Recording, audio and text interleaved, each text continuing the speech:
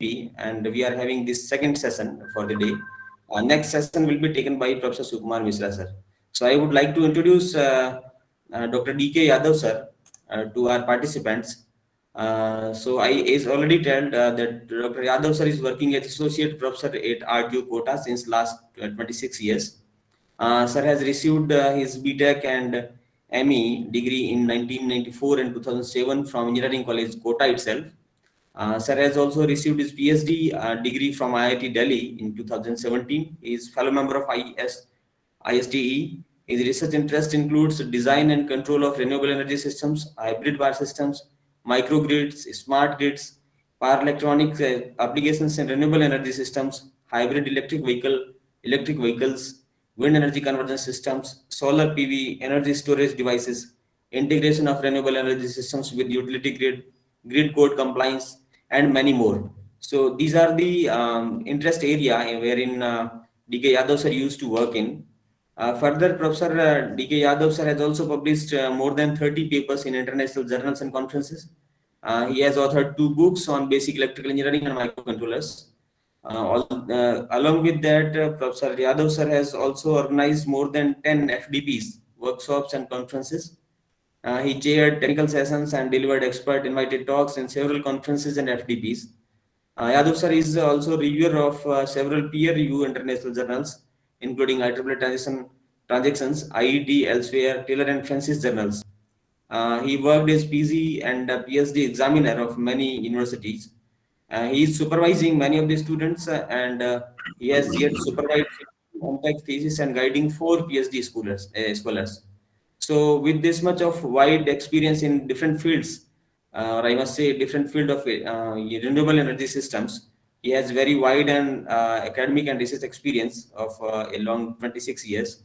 So with this introduction, I would like to invite Dr. Yadav sir to please present yourself. Dr. Yadav sir, please. Hello, So good afternoon. Yes. Okay, I think let us start. I am sharing the presentation. Yeah, sure, sir.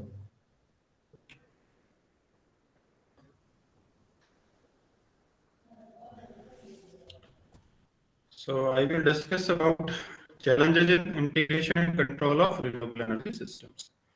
So first of all, we must know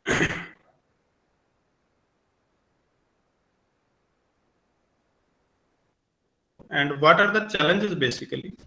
Means when we connect renewable energy systems in the existing grid, then how these incoming renewable energy sources are going to affect the health of grid, as well as how they will affect the power quality, that is, that power is given to the load. So basically we will discuss challenge and control of after or during the integration. The contents of my presentation are: what is the present status of renewable energy sources. Then I will discuss the most abundantly or huge volume available of solar PV system and wind energy conversion systems. Then hybrid power system using renewable energy sources, challenges in their integration, control requirements, system simulation performance for one example, and I will conclude. But due to time limitation, I have to just give an overview. Okay. So these are the renewable energy sources out of which wind energy and solar energy sources have huge potential to harness. And if we look, the solar energy or sun is the prime source of energy, and that affects almost every form of renewable and conventional form of energy available on this planet, except nuclear power or nuclear energy. The installed capacity, if we look at the installed capacity in India, then renewable energy in 2020 reached around 36% of the installed capacity. It is not the generation basically, it is the installed capacity. Generation is lower than this. The installed capacity of renewables is 36%, but generation is still not equal to this.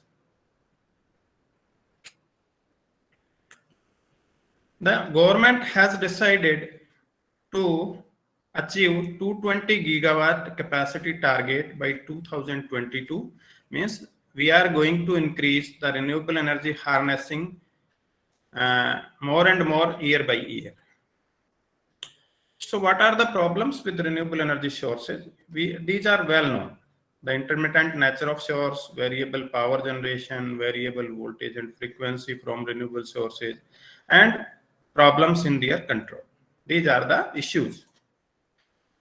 Variable speed of wind and variable solar insolation means this is the variable input to the renewable energy sources, and these sources are changing with time, geographic location, weather, season, and position.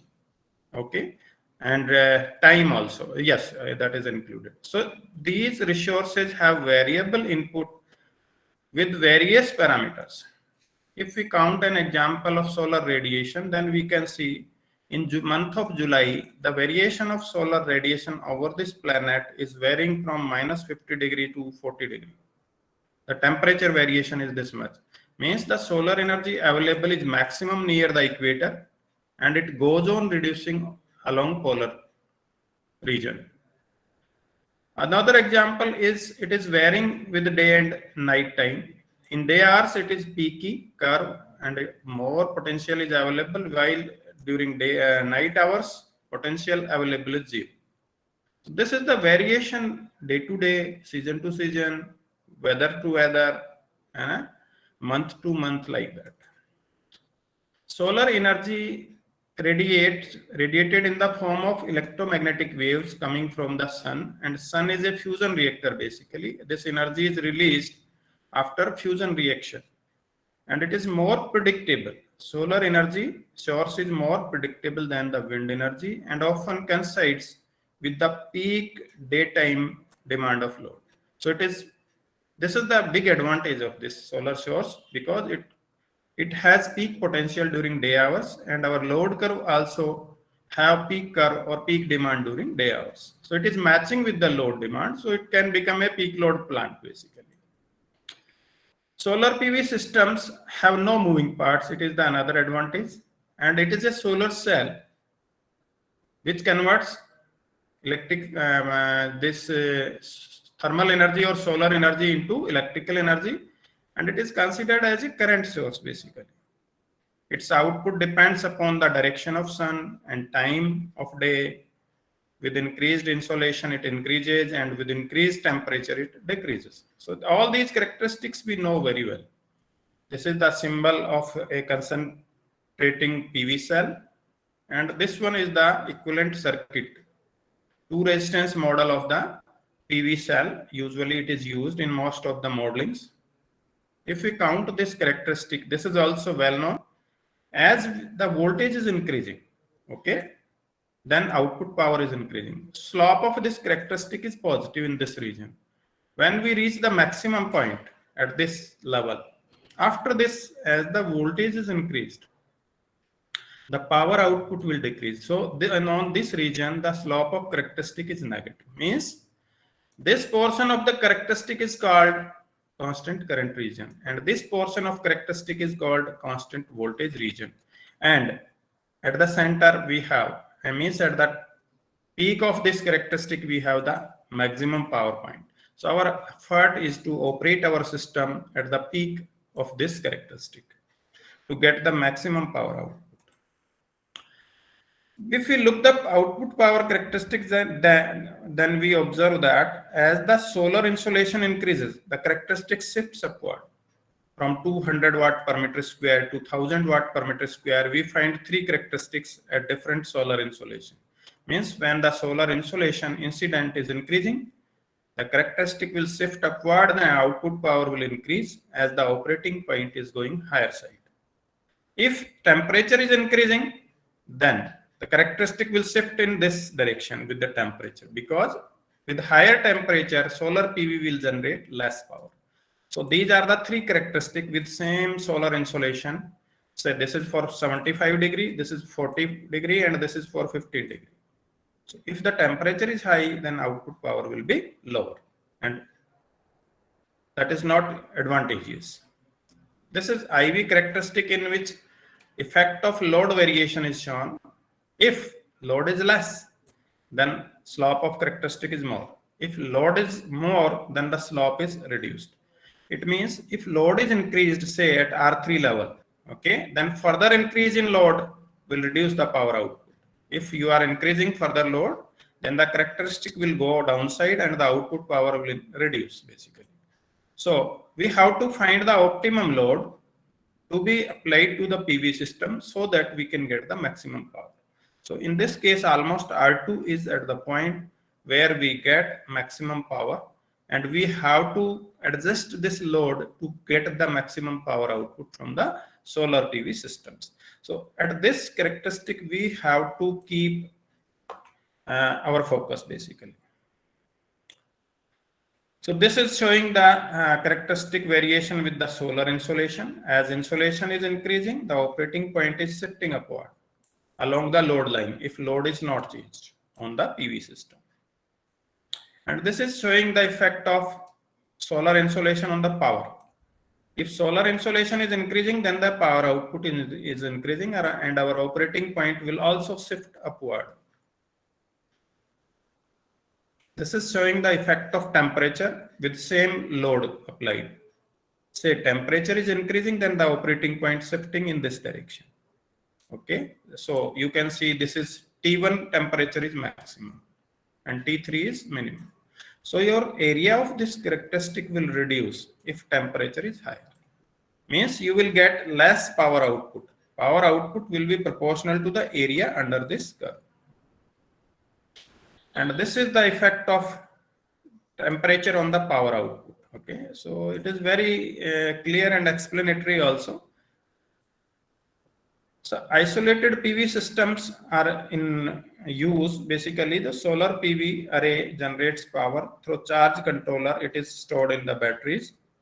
Then this stored power of battery can be reproduced and it can be fed to the inverter, and after conversion to AC, it can be given to the AC loads. At the same time, during the generation, if DC load we have, that also can be fed from the solar PV power. Similar other configurations are grid-tied solar system in which entire power is fed to the grid. Means whatever is the generation that is given to the grid, and small local load can also be fed. Okay. Similarly, off-grid solar system will store the energy and then it will use. And hybrid system has both kind of systems. Means it is connected with the grid, it is feeding power to the utility grid, as well as it is stored in the battery. So if it is doing both storage as well as pumping power to the grid, then it is called hybrid solar system. So different configurations are in use. Say if our solar PV plant is connected with the grid, then it is pumping entire power to the grid. So all the power generated is going to the grid and it is transmitted to the load centers. If this transmission distance is more and more, then losses will be higher.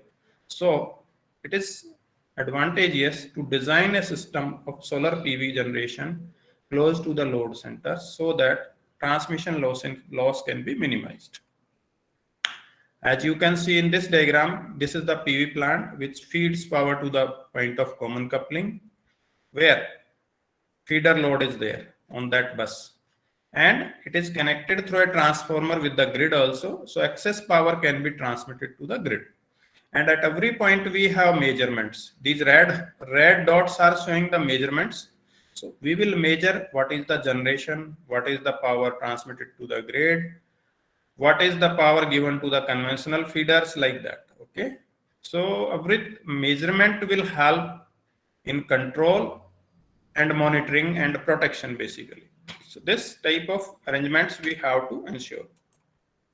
Then in PV and wind especially, these are the distributed generation sources connected in distribution networks. So what is to be controlled? We have to focus on that. So maximum power tracking is to be controlled in PV. So measurement, control variables are output voltage and current of the PV that we will measure and ensure the MPPT control. The second control objective is power flow P and Q to the grid from the solar PV system. So it is the inverter control basically. So we will measure the output power and reactive power and output voltage and current, or you can say at the grid terminals, voltage and current is measured, frequency is measured, correspondingly output power is decided and output voltage and frequency is decided from the inverter. Similarly, wind generator control needs generator speed control, current control and flux control. For that, we will observe the speed. Basically, it is the adjustment of speed, VD and ID, IQ. Basically, flux will be controlled and torque will be controlled and the speed will be controlled. On the second part means inverter side, we will maintain the DC bus voltage constant and unity power factor current is given to the utility. So measurements are done accordingly on the grid side and on the DC link voltage and current. Then we will decide what should be the output power Q and P. This is the configuration of solar PV system in which solar array is connected to a DC link capacitor. This DC link capacitor becomes a source and it is feeding power to the inverter. So it is three-phase inverter. The output of this inverter will be pumped to the grid or supplied to the grid through the transformer. After these are the filter circuit bit. LC filter circuit is there to eliminate the particular harmonics to be supplied to the grid. Then we take the feedback from the grid side of the voltage and frequency. If voltage and frequency of grid is changing, then controller should change the operation of this inverter so that it can supply voltage and frequency which is matching to the grid voltage and frequency. Means this inverter is to be synchronized with the grid and have to operate in synchronism with the grid. Otherwise, it is going to supply different voltage and frequency which cannot be mixed with the grid supply. This is one more configuration in which isolating transformer, high frequency isolating transformer is used.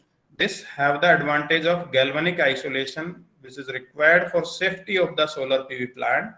Means if high frequency transformers are used, they can protect this DC side circuit from any fault or any disturbance on the grid side. Okay. So on the DC side, by measurement of IPV, VPV, we can ensure MPPT calculations and MPPT control with the help of this DC-DC converter control. Okay. And PWM modulation of this side converter. After that, it is inverter control basically. So voltage and current is measured on the grid side. That is used to calculate the SPWM modulation for the firing of these switches of the inverter. So these are certain control protocols to be used in solar PV to ensure the smooth synchronization and continuous power generation to be pumped to the grid. Other certain type of configurations are used in solar PV, that is called a string inverter, multi-level central inverter PV systems. This is multi-level inverter basically, or this is diode clamped. Central inverter means it is diode clamped type inverter, 3-level neutral point clamped or diode clamped inverter used in PV system. So as we are increasing the level of output voltage or inverter levels basically, that is reduce the harmonics in output circuit. So if you use 3-level, 5-level, 7-level, 9-level, 15-level like that, as you increase the level of the inverter, that will increase the step in the output voltage, and the stepped output voltage will be more close to the sinusoidal output voltage. So the harmonic content or TSD will be reduced from the output and you are feeding almost sinusoidal voltage to the grid. That is the better basically for the health of grid and for the health of load of the grid. Then string inverters based on the H bridge topology. So its shape is like H. It is single phase configuration.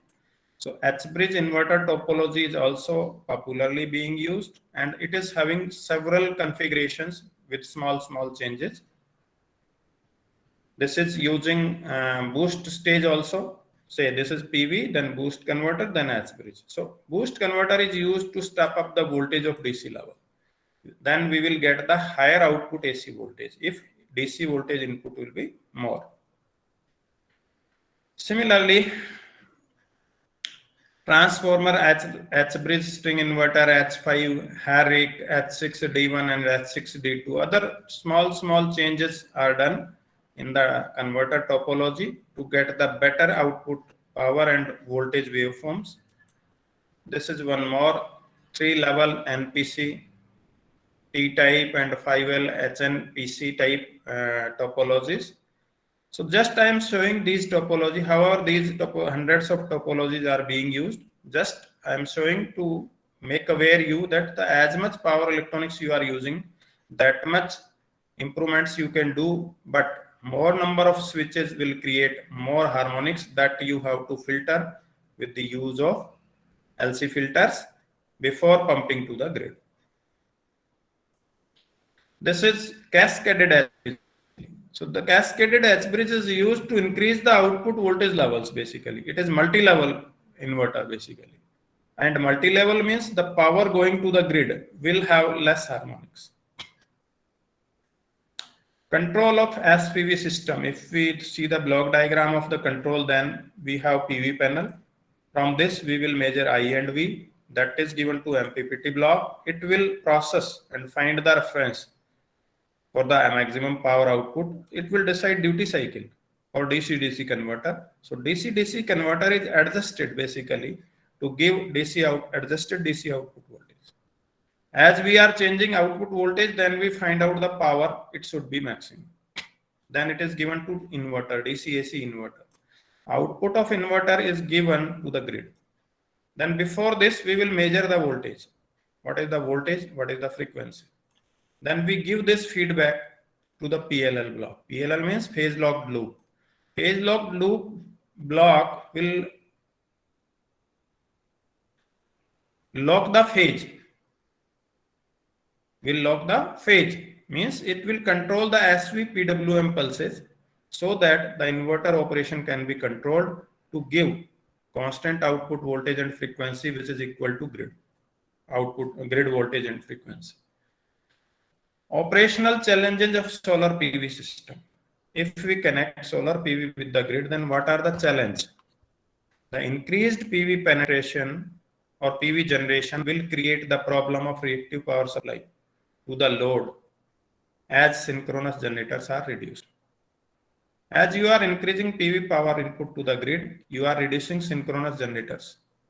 And synchronous generators were supplying active power as well as reactive power. But in your system, you are giving only active power. So this is the problem. From where this reactive power will come? Only grid will have to supply that. So grid will be loaded by higher reactive loads.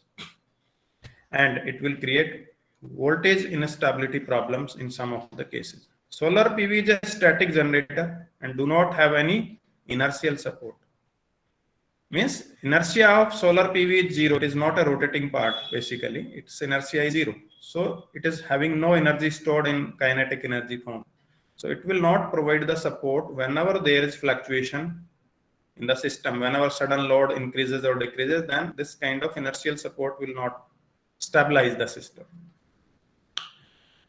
Others are, its output is governed by the natural parameters. So whenever load is increasing, you cannot increase power output because solar insolation is say constant. Then how you will take more power? The PV inverter produces voltage and frequency output equal to the grid. Okay, so that is basically the requirement. If solar PV generation is concentrated at one location, say a large size 100 megawatt plant is connected at one point of a grid, then if this plant is out of order, then there will be deficit of power. 100 megawatt power will be deficit. So entire load will be shifted to the grid. And if it is this power, 100 megawatt power is transmitted through the long transmission line, then it will increase the loss also. Okay. And if this power is out, plant is closed, then it will create overloading of the grid, because entire load will be shifted on the grid. So the PV generators shall be located close to the load centers with sufficient local loads like charging stations for EV, storage devices. Means, in spite of installing at one location, you must install medium or small size power plants near the load feeders, different GSS or load feeders. It will help in various numbers, means transmission will not be required, overloading will not be created, and at the same time the shading effect, failures, faults will also not affect the entire PV power generated at a single location. So these are the very good advantages. Sometimes you may face the problem of over generation, then you charge the electric batteries and store in the batteries, then it can help to that system. One more problem is problem of islanding detection. Means sometime what happens, islanding is there of the solar power plant and some small load, and that operates in isolation. That may damage your system, so it should be avoided. When the grid fails, the solar PV generation also stops. If the power is not stored. So as the grid is out, solar PV inverter also stops in most of the cases if there is no islanding. So what are the challenges with solar PV integration? Increased reactive power demand of the system, means of the conventional power plants. Islanding detection problem, system do not identify the islanding. Power quality problems, harmonics are generated, fluctuations are there in the voltage profile. Stability problems are there, say angle stability and voltage stability problem will be there. Means voltage stability means the entire power, reactive power is supplied by the grid. So whenever there is failure of the solar power plant or deficit of active power, then suddenly the system will have higher reactive power generation and over voltage will be observed. This kind of variation will disturb the stability of the power plant or power system. Protection issues. Your renewable power generation is connected in the distribution networks, and now the power flow is in both directions, means from the generating plant to the load and load side to the generating plant. So direction of current flow in distribution networks, earlier it was unidirectional, now it is bidirectional. That will demand the entire change in protection system and entire setting of the protection system. Safety issues of SPV plant and grid.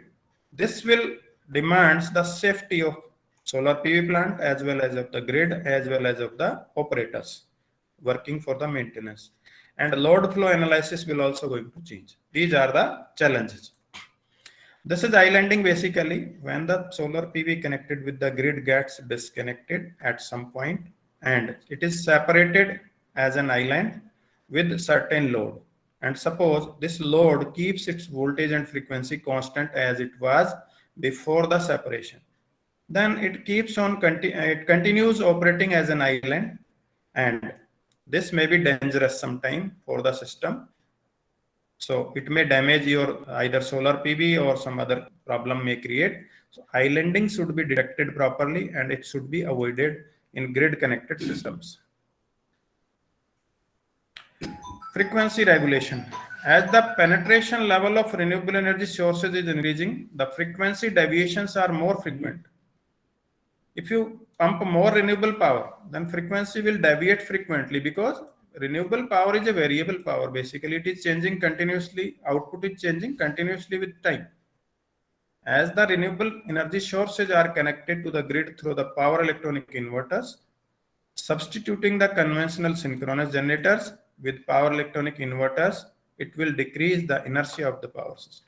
So renewable energy systems are disturbing the conventional grid in many ways. So first of all, we have to analyze and study all the impacts and effects of renewable energy system integration with the grid. To handle the frequency stability issues raised from the low inertia and reserve power, new frequency control techniques needs to be employed for renewable energy systems. Means advanced and smart controls we have to develop, fast controls we have to develop. Solar PV plants under short circuit. Means when short circuit occurs on the power system or grid, then how your solar plant will behave. So first of all, it is the Central Electricity Authority guideline that short circuit ratio at the interconnection point of such distributed sources or solar PV generators shall not be less than 5. Means SCR of your system should be greater than 5 or equal to 5. If short circuit ratio is high, then as and when short circuit will occur, your grid will supply more and more short circuit current to ensure the stability of the system, and the system will, chances are that system will come out of the fault. If SCR is less, means the grid will be called weak grid. So the renewable energy system should not be connected in the weak grid. Say if SCR is 3 or less than 3, that is weak grid. So your solar PV systems or renewable systems should not be connected to a grid where grid is defined as a weak grid, because the short circuit capacity of grid is less. Whenever fault will come, then from where more and more active power and reactive power and the current will be supplied to the fault or to the system to come out of the fault condition. That will be the issue, because your solar PV plant cannot supply more and more short circuit current due to safety reasons, due to ratings of the converter devices, and at the same time the solar do not have unlimited capacity. Your solar plant input cannot be increased as the solar insolation is beyond our control. Okay. So control of grid connected PV systems. One is the MPPT control. So in DC-DC stage converter control, MPPT is applied basically on the DC-DC converter side. Then MPPT have the measurement of these VDC and IDC. Then current control is done and PI controllers are used. Then basically in MPPT control, pulse width modulation is changed. Means the pulse given to the DC-DC converter are changed. MPPT, we have a large number of MPPT techniques, and the most popularly and largely used are P&O and incremental conductance techniques. Fuzzy logic based and ANN based techniques are also in use nowadays, and researchers are improving the performance of the MPPT techniques to get the maximum power output. Okay, so this is called electrically the MPPT is tracked through DC-DC converter by adjusting the output voltage of the converter. This is the variation of voltage. We are changing the output voltage. Basically in small steps, we are increasing and decreasing the output voltage so that the maximum power can be ensured on two different characteristics with change in insolation. One more technique is in use, Miyaso based NARMA L2 technique for MPPT. A novel state-of-the-art technique of maximum power point tracking MPPT using multi-input and single output. Multi-input and single output based non-linear autoregressive moving average controller.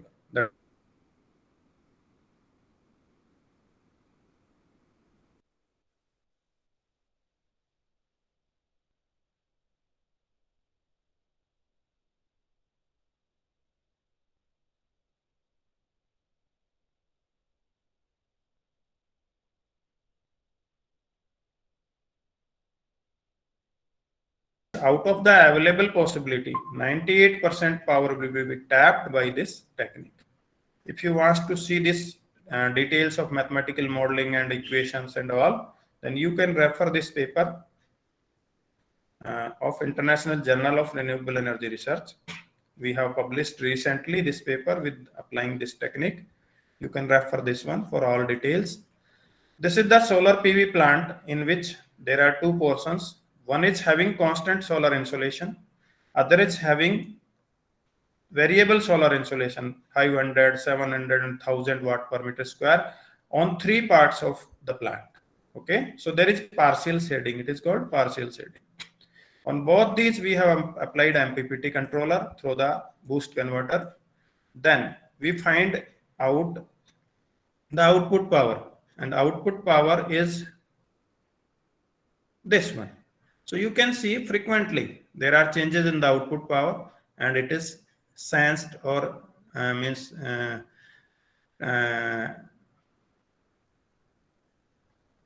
tracking. Basically, the exact tracking is done in this curve, you can see, and out of the 100% possibility, up to 98% we are accurate in this one.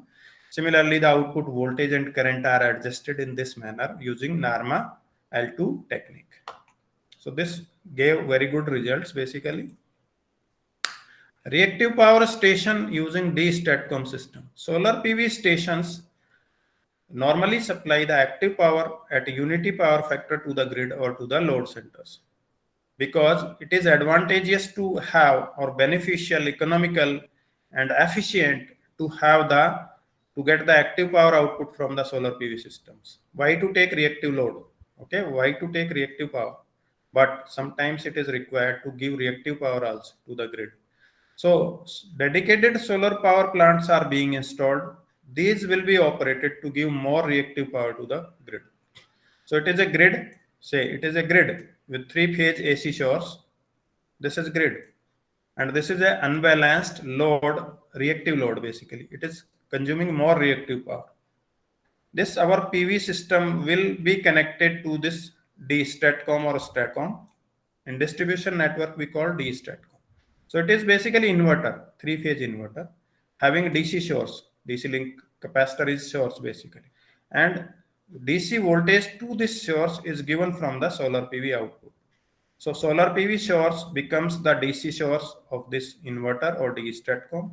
This inverter, with change in its control, with changing its modulation or pulses for firing, it can be operated to give active power output, reactive power output, or entirely reactive power output to the system. So with this one configuration, our D-STATCOM feeds reactive power to the grid from the solar PV system in spite of giving active power. Okay.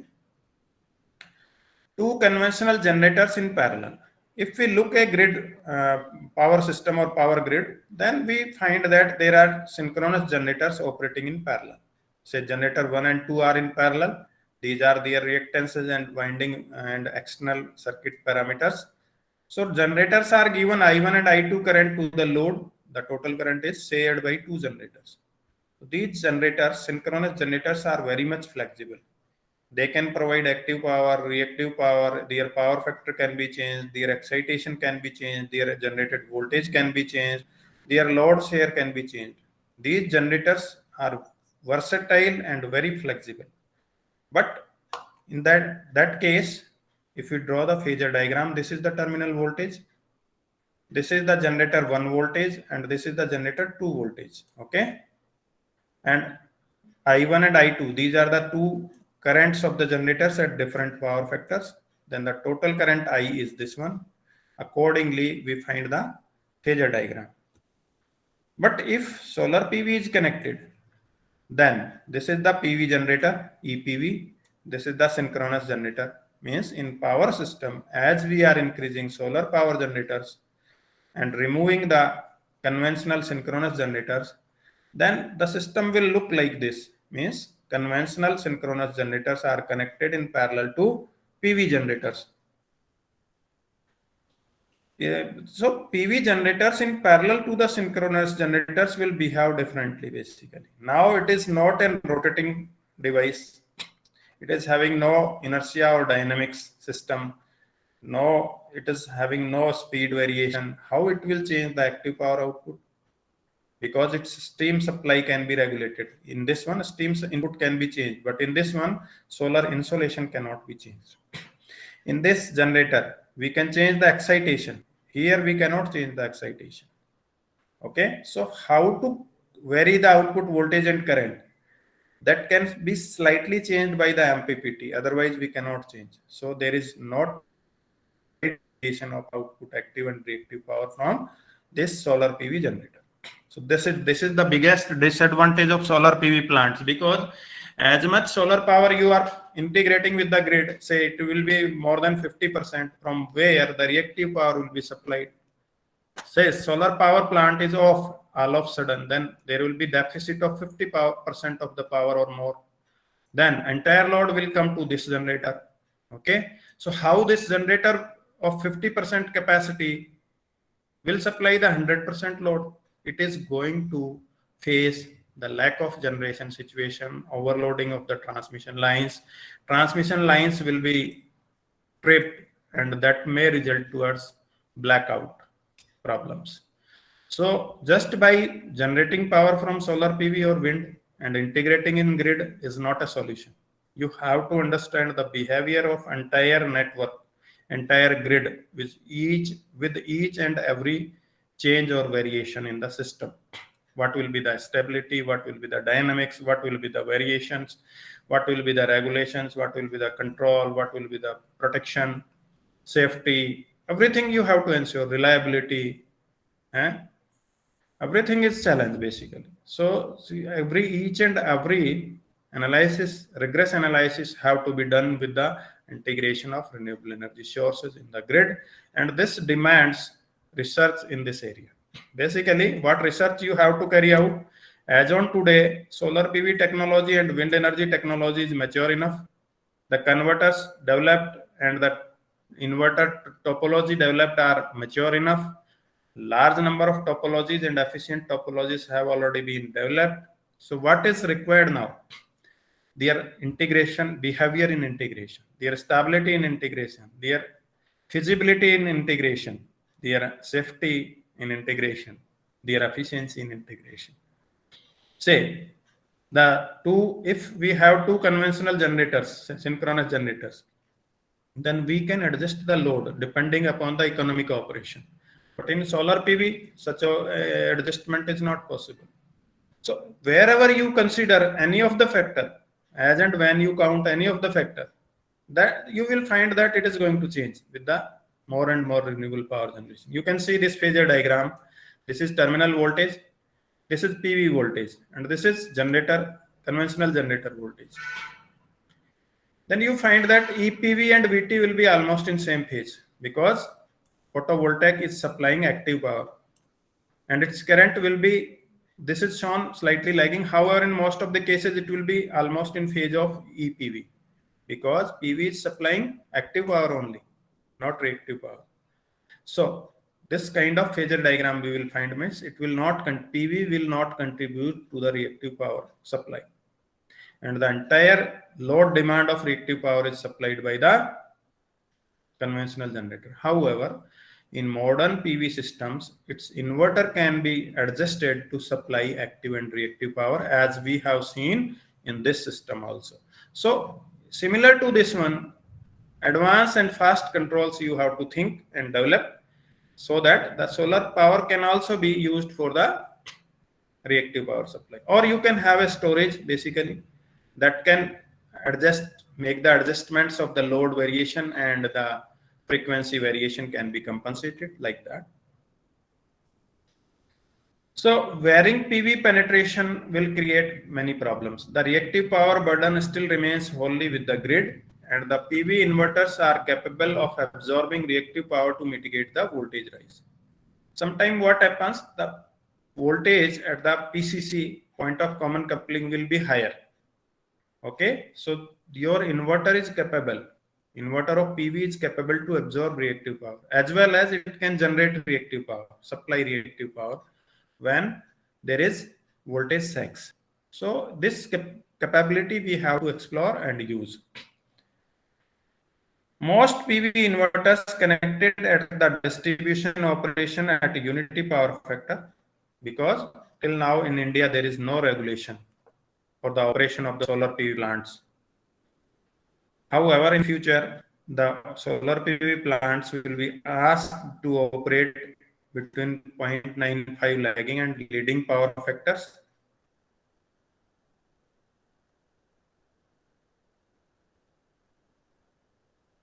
And even 0.85 lagging to 0.95 leading power factors. So sort of storage. In PV array, this is one unit, this is second unit of storage basically. So PV generation is connected to the grid. It is giving power to the grid. Say if power is excess, then it can be stored in battery. This stored power can be used in many ways. How?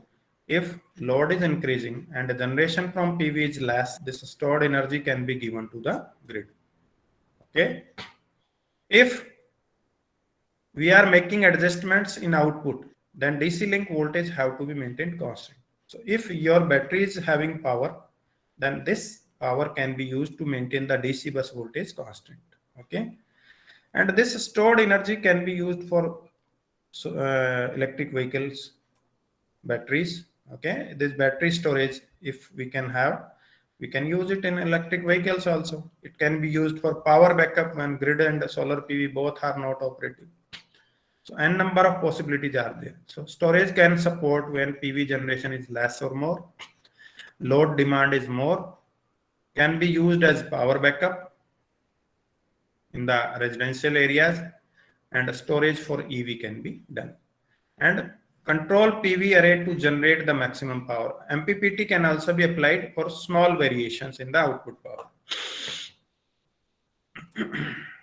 Wind energy conversion systems. Similarly, the wind energy conversion systems can also be considered to observe their impact on the grid basically.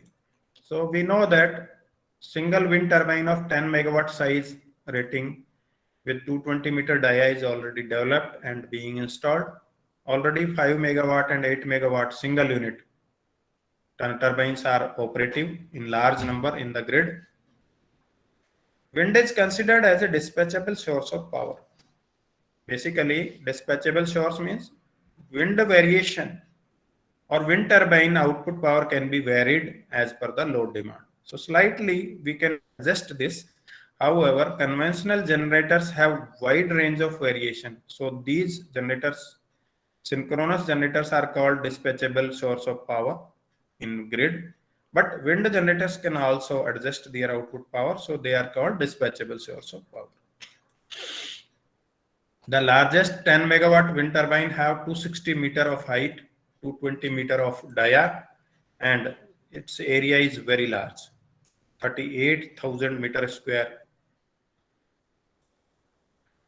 Power output of wind is proportional to the cube of the wind velocity. But unfortunately, due to limitations of technology, the harnessed power have the efficiency between 30 to 45%.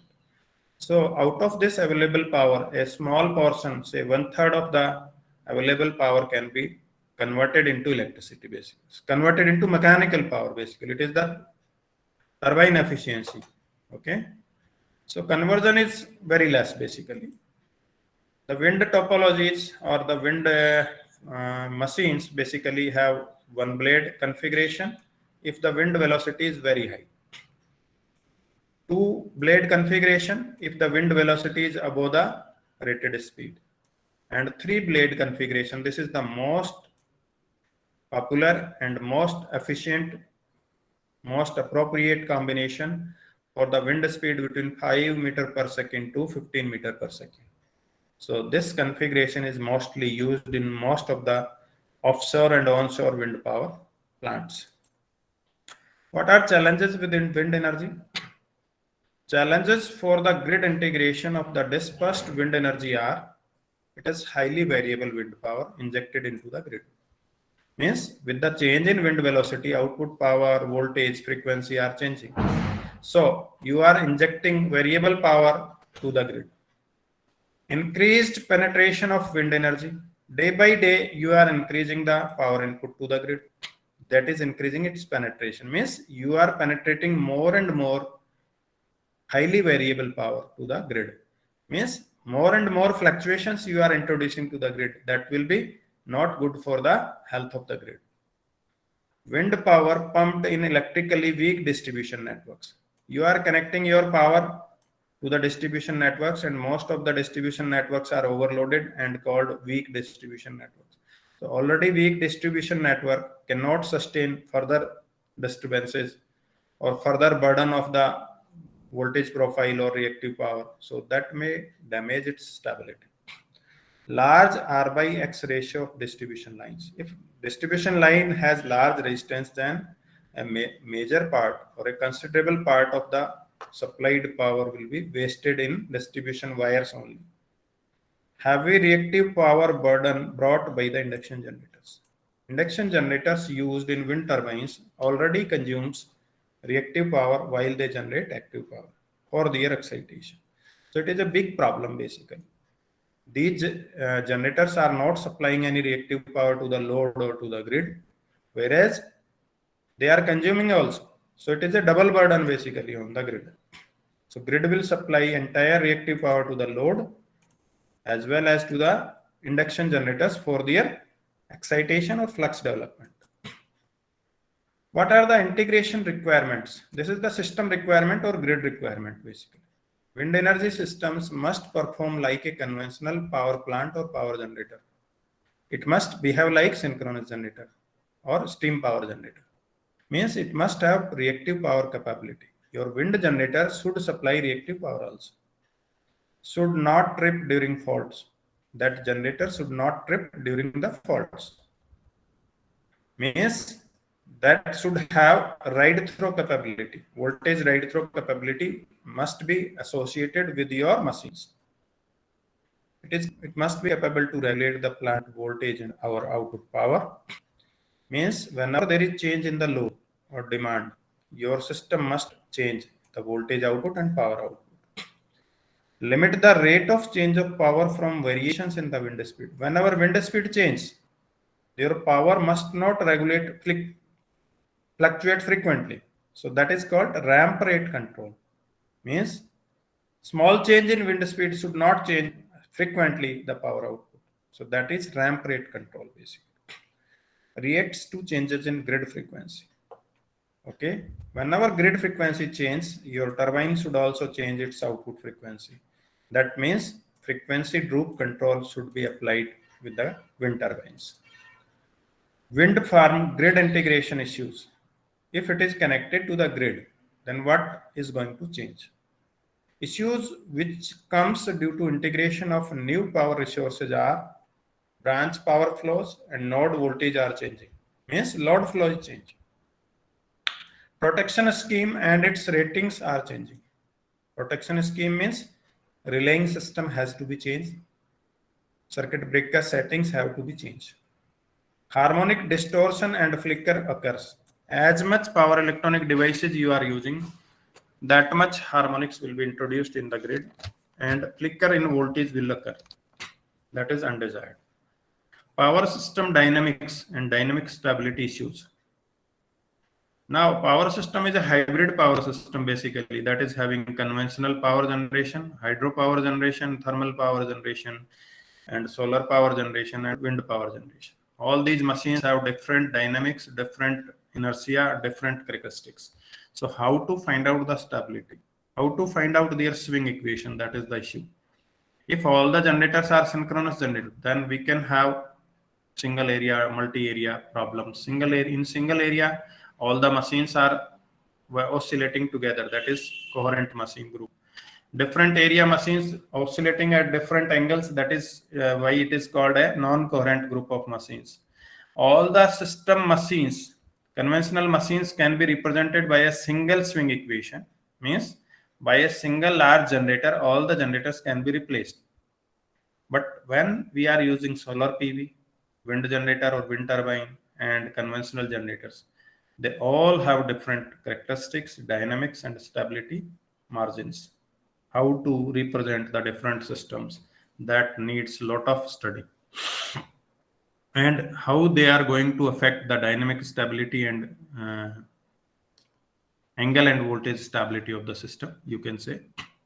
How they will contribute during the faults, whether contribute or not, how much they will contribute, how they will restore the stability, how much they will help the system to come out of the fault. All these issues needs a lot of investigations. Reactive power control and voltage control problems. As we have discussed many times, these systems are designed for active power generation only, not for the reactive power generation. So how it is to be met out? Reactive power demand of wind generators for excitation, that is extra burden. Frequency control and load dispatch from conventional generators. Frequency control and load dispatch is still governed from the grid or conventional generators. Means you are increasing your generation from the wind and PV, but still the final control is given to the grid. That is adjusting the frequency, and that also adjusting the reactive power or voltage profile. Okay, so this is basically going to affect the health of grid. What are the solutions? The stall control, pitch angle control, and inertial control from the wind turbines can provide small help in such disturbances. So these controls should be equipped. MPPT techniques can also be applied in the wind turbines to support up to limited range. MPPT can also adjust the power up to few %. So this can be useful. Inverter capability is used to supply the increased reactive power demand. So actually inverters can give active and reactive power both, but intentionally we are taking active power only. So we have to think about reactive power supply also whenever there is demand of load or whenever demanded by the fault. We must supply reactive power in combination with active power. Energy storage can also be helpful in frequency control. We can store excess energy from renewables, and it can be used whenever there is more demand from the load side. When frequency is going down, stored energy can help in restoring the frequency. Basic turbine controls. We have to sense the speed of the turbine or rotor speed. So speed sensor will give the feedback, and it can be used for pitch control, pitch angle control of blades. Torque control means rotational torque of the turbine. These two can be controlled. So we give the pitch angle feedback to the system and load torque feedback to the system, and we will change or control these two. Okay. So the stall control is normally used for the wind speeds higher than the rated wind speed, say 12 meter per second, higher speed than the 12 meter per second. So in a stalling, basically what we are doing, we drain the excess power available in the wind with the outgoing wind. Basically stalling means we are draining the excess power. So we will keep our blades in such a position through the stall control so that the excess power can be drained when the wind speed is going higher than the rated speed. So generator will only, or the turbine will only harness the rated power, and the excess power can be drained. The second control is pitch control. Active pitch control means actively with the help of motor continuously sensing the wind speed, we have to change the position of our blades in this rotational. As you can see this arrow. This arrow will change the position of the blade or the striking angle of the blade in respect of wind speed. When wind speed is increasing, its striking angle can be changed so that it can harness power up to the rated power. Okay. And if wind speed is low, then we will change the blade in such a position so that it can strike more to the blade and we can generate more output power from the wind. So to maximize the output power for the lower wind speeds and to drain the power, excess power from the higher wind speeds, this kind of active stall and pitch angle controls are used in wind turbines. So pitch control basically will make the system to harness more power when wind speed is low. Okay. This is the power output characteristic of the wind turbine from this cut-in wind speed to the rated wind speed. During this portion, our effort is to make more and more power output. So pitch angle is controlled in such a manner so that the output power can be maximized. So MPPT is applied in this range basically. And stall and pitch control can be used in this portion of the wind speed above the rated wind speed. Above the rated is this one, above this, up to cutout wind speed. We will keep our blades in such a position so that we can generate the rated power and the excess power can be drained. okay, left with the wind basically. So we will maintain the rated power, beyond which the power coming input will be drained. If we count for the configurations of the wind turbines, it is very common. We have fixed speed wind turbine systems, variable speed wind energy conversion systems, and in variable speed with full rating converters and reduced capacity converters. Three type of configurations are popularly being used with wind energy systems. So this is a fixed speed wind energy system using squirrel cage induction generator connected through gearbox with the wind turbine. These are the blades. When wind is incident, it is rotating. It rotates the gearbox. Gearbox will change the speed from low speed shaft to high speed shaft, because generator will operate at high speed, turbine will operate at low speed. So when this generator is rotated and it is having excitation current from the capacitor bank or from the grid, then flux is developed in the stator and rotor conductors are rotating in the flux and cut the flux. So there will be induced EMF. Okay. And that induced EMF will be connected to the grid through soft starter. Soft starter is used to limit the initial high current or high ingress current at the time of starting. It is a back-to-back controlled switch basically. So by the controlled switch, say SCR or IGBT we can use. So through the controlled switch, we can limit the starting current. Then once it is connected and synchronized with the grid, this can be bypassed. So bypass switch can be short circuited to make the direct connection of the generator with the grid. But it is used for constant speed only. As the speed of the wind will change, then the turbine speed is changing, generator speed is changing, output voltage and frequency and power is changing. So output voltage and frequency is variable at this end, that is given to the grid. It is different from the grid voltage and frequency. So this type of variable voltage and frequency cannot be mixed with the grid. So this type of turbine is suitable and used only for fixed speed or constant speed systems. Okay. Then wound rotor induction generators, means slip ring induction generators are there.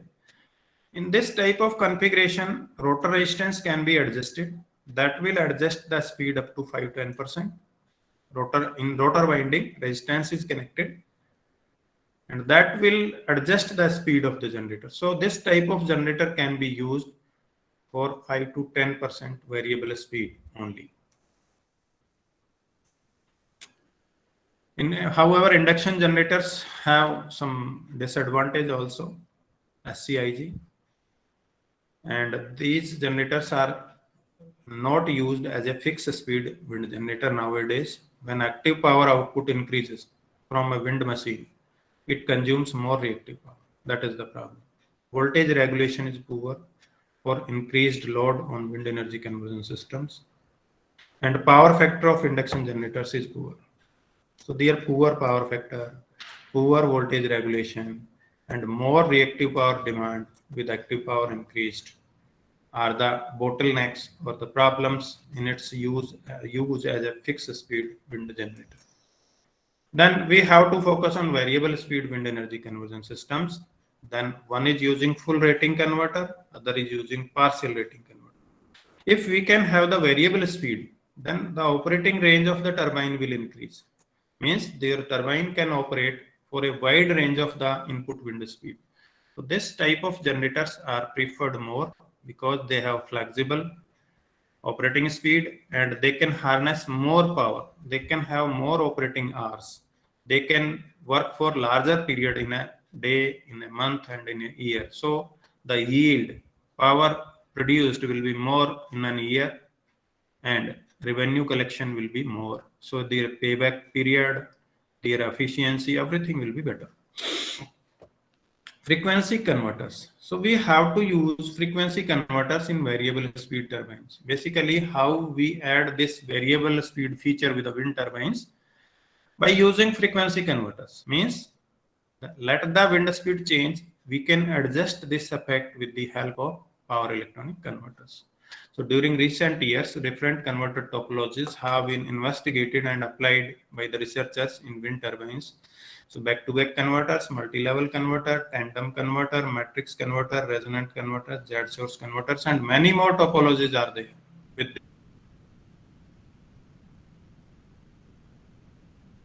different small changes. So n number of, say, hundreds of topology of the converter are used. This is back-to-back frequency converter in which inverter and rectifier are connected through a DC link. So from one side, say this side, AC is converted into DC, then DC is converted into AC. It is being done to remove the effect of variable voltage and frequency. At this end, say generator side, this is the wind generator. Say V and F are variable. So first convert it into DC and then convert into a constant voltage and frequency output. So in this manner, we have removed the effect of variation in the wind speed.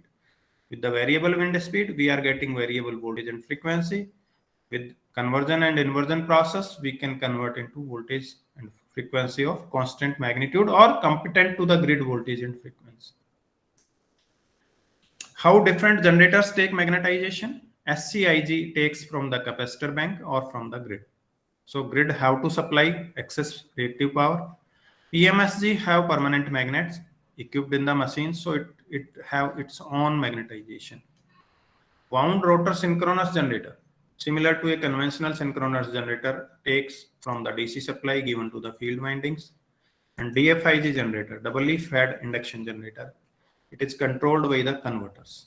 Means DFIG is getting excitation through the converters, either from the stator or from the rotor or from the both. Okay, so it operates as a generator at subsynchronous, supersynchronous, and synchronous speed. So at all the operating possible speeds, above the synchronous and below the synchronous and at the synchronous speed, it can work as a generator, and it takes DC excitation at synchronous speed. This is SCIG generator using full converter. When SCIG used with full converter, voltage source converter with converter inverter configuration, it can be used to process the power. Entire generated power will be processed, converted from AC to DC, then DC to AC. So what is the change in this one? Earlier SCIG was a constant speed drive or constant speed generator.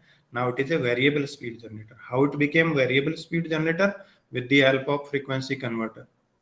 What frequency converter is doing?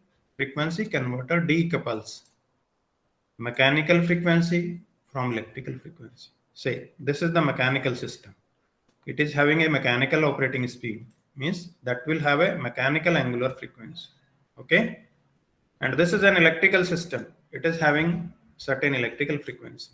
These two are decoupled, means separated by this converter inverter system or voltage source converter. How it is decoupled?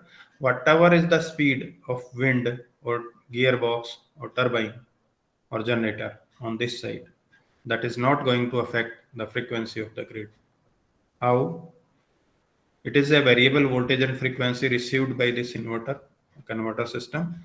That variable output is converted into a DC given to this DC link capacitor. Then this DC is converted back to AC, and we control this inverter so that it can give constant voltage and frequency output which is equal to the grid voltage and frequency, so that it can be integrated or synchronized with the grid. So this is the best feature or the attractive feature of the frequency converter, which makes the generator a variable speed generator. If it is varying over wide range of speed, then from low wind speed to high wind speed, this generator is capable to harness renewable energy and pump this renewable energy to the grid continuously during that range of operation. So this is the beauty of this frequency converter, which decouples. However, we have to design appropriate controllers for these two converters so that it can give active power output, reactive power output, it can control the output voltage, current, its power factor, everything should be adjusted. Means your wind turbine must operate similar to a steam power plant or hydropower plant. It must be so much flexible that we have no harm in replacing a synchronous generator or thermal power plant by a wind farm or wind power plant. So as much flexibility, as much ease we require from the wind turbine. So slip is negative for super synchronous speed. When slip is negative means the generator speed is higher than the synchronous speed and it becomes a super synchronous operating mode and becomes generator basically. If we look at the control, wind turbine output is given to the converter, then to the inverter basically. And this is the converter gives isolation between mechanical and electrical frequencies. We take the feedback from the grid side to control the inverter so that we will continuously adjust our output voltage and frequency in matching with the utility voltage and frequency so that this link can keep itself in synchronism. Now one consider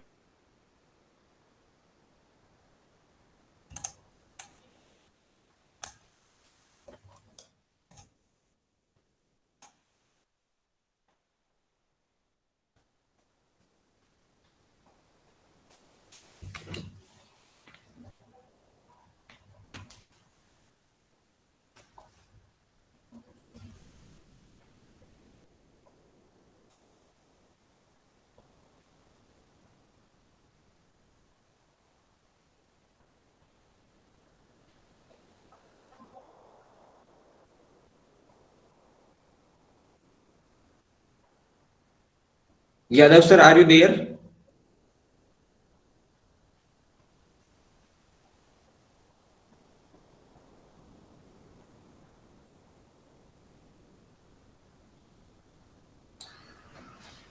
Sir, I think some network connection problem. Yeah, he has left. Now he'll join again, I think. Anyway, I think we should conclude the session because we are having the next session at 2:15. Actually, Professor Sukumar Misra sir has told me that he has one more meeting at 3 o'clock. So he will finish his session at 3 o'clock. So he will join, although he will join at 2:15. So I think meanwhile we should wait for him. Actually, he told me that he will not present anything from his side. He simply answered the queries which may be raised by the participants. So he told me that ask to all the participants that please be ready with their own queries on the renewable energy systems. Whatever they want to ask regarding the renewable energy systems, including solar, wind, electrical vehicles, energy storage, and all.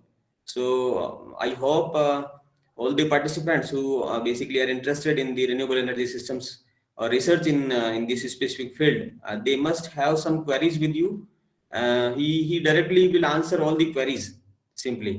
So basically he is not presenting anything. He simply answer the queries which will be raised by the audience or the participants.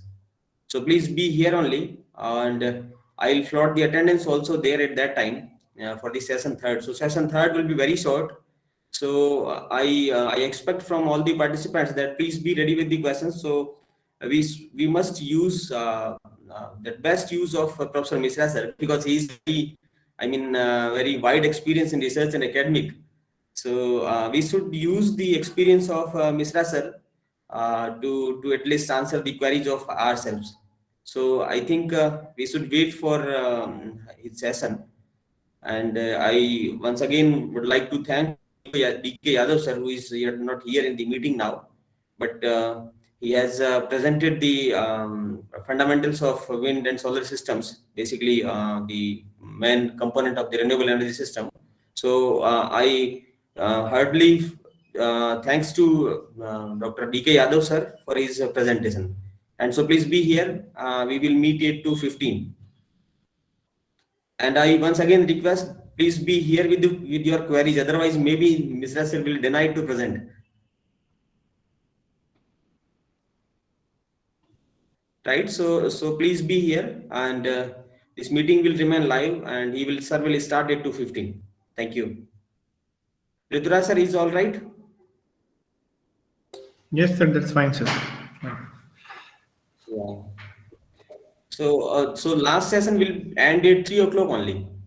So one more thing which I would like to tell to our participants that we are having our valedictory session at 4:30 as per the schedule. So I think we should continue at 4:30 only, because we have some break like from 3 to 4:30. That is half 1.5 hour. That is will be the break, and we will meet at evening 4:30, probably for half an hour or only 1 hour. We must have some interaction with some, or we must want to have some feedback from the participants also, what exactly they had experienced during these 5 days. So with this, I think I should wait for uh, Professor Misra, sir. Thank you. Rituraj, sir, anything else you want to convey to participants? No, sir, everything is fine, and you have mentioned everything perfectly. I think the test time has to be announced yet, or Yeah. you have done it. Exam time. Although I have, yes, exactly. Yes, exactly. I have conveyed this information regarding the timing of the test in the WhatsApp group also. So I once again repeating that the test will be conducted from 5 to 8. We are giving 3 hours to all the participants. So that link of the test will be shared in that WhatsApp group also at 5 o'clock. So the time for the test or the quiz will be for 3 hours. That is about 5 to 8 p.m. today.